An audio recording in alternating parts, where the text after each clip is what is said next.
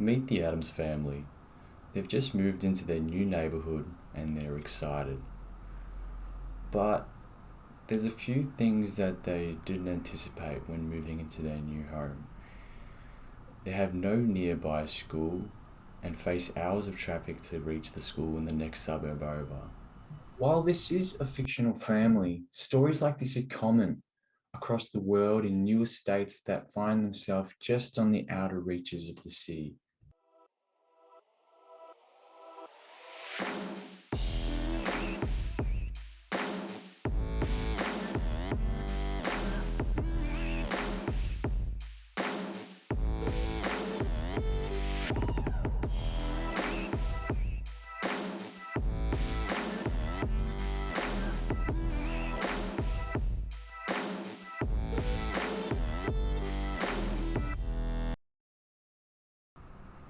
Alright, so what is this urban sprawl?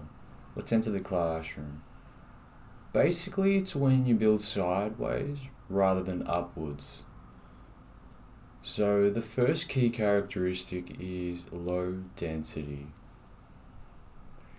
And what this really looks like is houses far apart from one another. The next key characteristic is single-use zoning. So what this looks like is you have houses in one area of the neighborhood, and then you have maybe a shopping center in another side of the neighborhood, and maybe a park in the middle. So segregated. The third key characteristic is a car-centric attitude. And partly the reason for this is because public transport such as trains are just simply not financially feasible because there's not enough people to actually use them with such low density. Now you might be wondering why this happens, and there's a few reasons for that. As we've touched on, detached housing is a major reason for this, but why the detached housing in the first place? Largely this comes down to affordability, but not in terms of purchase, but rather in terms of developing the land. Fitting more people is a lot easier when you chuck them on the fringe of the city. And this makes land banking very lucrative. It's far easier to develop on the outer fringes of the city where land is cheap to acquire and because it's further away from the amenities. And there's no one to really object because since no one actually lives there yet, there's no one to object.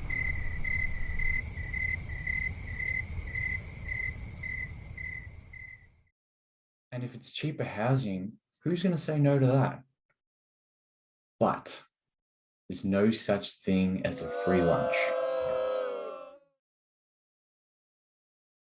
So yeah, it might be cheaper for developers, but the cost is externalized to the public who need to build the infrastructure to make it actually livable.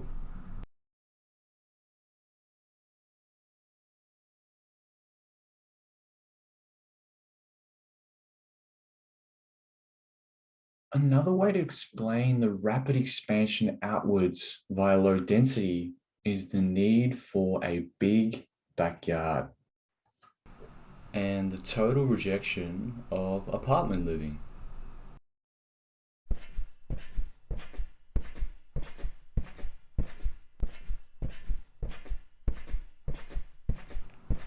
While you might have a great backyard in your house on the fringes of the city, you probably don't have a great neighborhood park. And that's simply because there's not enough people to really justify spending money on it. Alternatively, people living in more densely populated areas tend to have much more high quality parks within walking distance. And that's simply because there's more people living there, so it's justifiable to have more parks. For example, London is 47% green.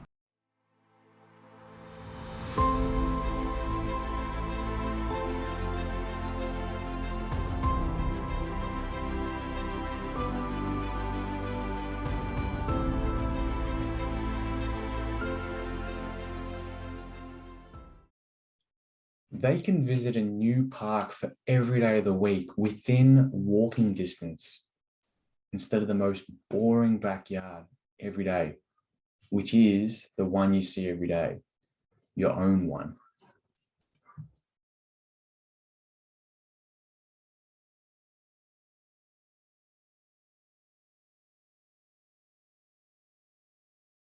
Now, while I describe single-use zoning as a characteristic of urban sprawl, it's also a driver. I imagine that the people who are designing these new neighborhoods in the fringes of the city have a thought process that goes something like this. It's like when they were making the area, they were like, all right, we have some houses. What else do we need? Mm, maybe some parks. Mm, maybe some shops. All right, where should we put it? Well, we should be spreading them evenly across the neighborhood. But nah, Sieves, that would take too much effort. So let's just chuck it in the middle.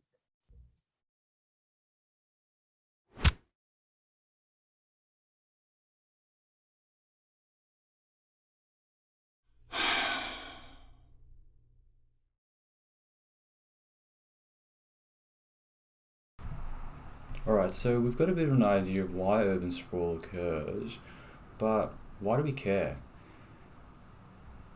We care because there's consequences to urban sprawl. Firstly, since infrastructure needs to cover a much larger area, it tends to be of a reduced quality. And the way we might see this is, for example, waiting for a bus that never comes because only 3 people use it.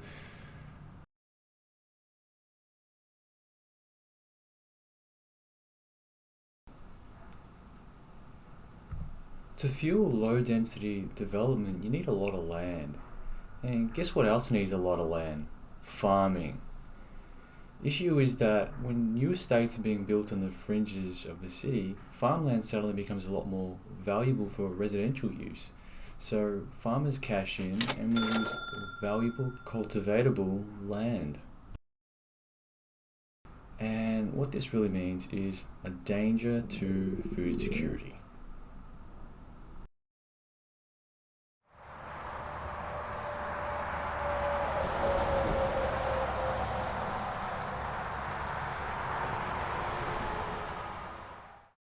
With urban sprawl suburbs designed for cars, this ultimately means that these suburbs are less people friendly. And this isn't a place that you really want to cycle or walk.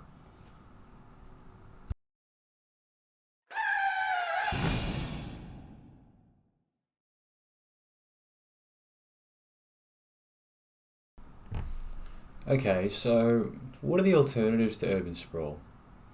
Well, let me show you.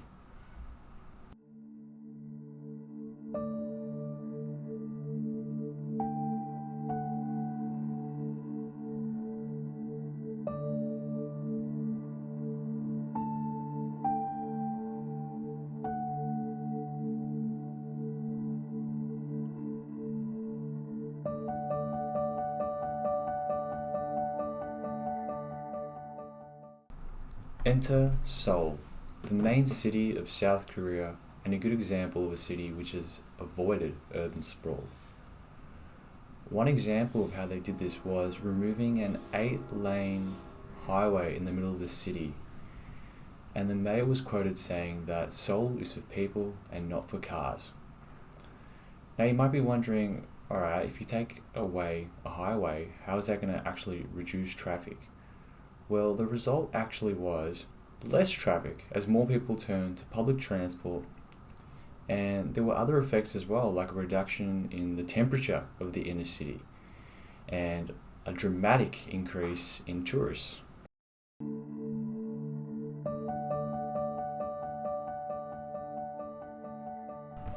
Following from Seoul, another example is Montreal, which has also avoided urban sprawl. Unlike other Canadian cities which follow the American city model of low density, Montreal, being an old city built mainly before cars were around, went with more density. The result of this is that everything is basically within walking distance, from cafes, grocery stores, and parks. Furthermore, out of all the Canadian cities, Montreal's public transport network is regularly touted as being the very best. How? It's because of density, not urban sprawl. Okay, so we understand why it's happening from an affordability perspective of land on the fringes simply being cheaper and the need for a big backyard, as well as single use zoning, placing malls and residential areas in different areas from one another. We also know why urban sprawl might suck, from terrible infrastructure, as well as the issue of food security.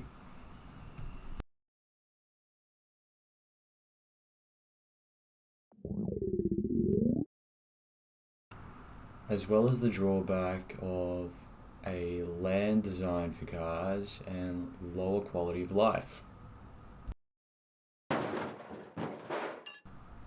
But we also know that there are alternatives, from Seoul, Korea to Montreal, Canada.